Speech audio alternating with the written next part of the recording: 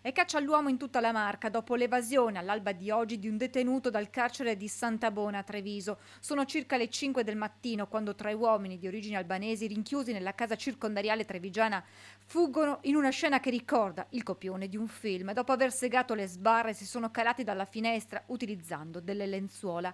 In un video pubblicato sul sito del Gazzettino si vedono alcune fasi della fuga e dell'inseguimento immediato da parte della polizia penitenziaria che pochi istanti dopo riuscirà a catturare due fuggitivi. Il terzo invece è ancora ricercato. Si tratta di Edison Pula, 27 anni, in carcere su mandato d'arresto europeo per tentato omicidio, detenzione di materiale esplosivo e altri reati connessi al traffico di stupefacenti.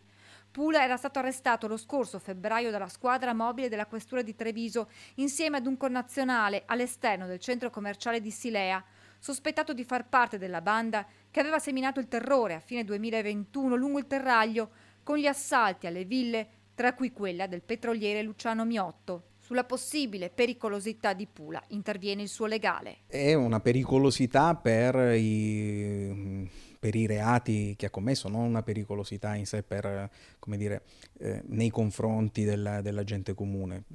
La pericolosità che è presupposto dell'applicazione di misure cautelari è la pericolosità del pericolo di recidivanza, cioè della ripetizione dei reati specifici, nella fattispecie di furti, quindi non è che una persona evasa è pericolosa di per sé perché è evasa.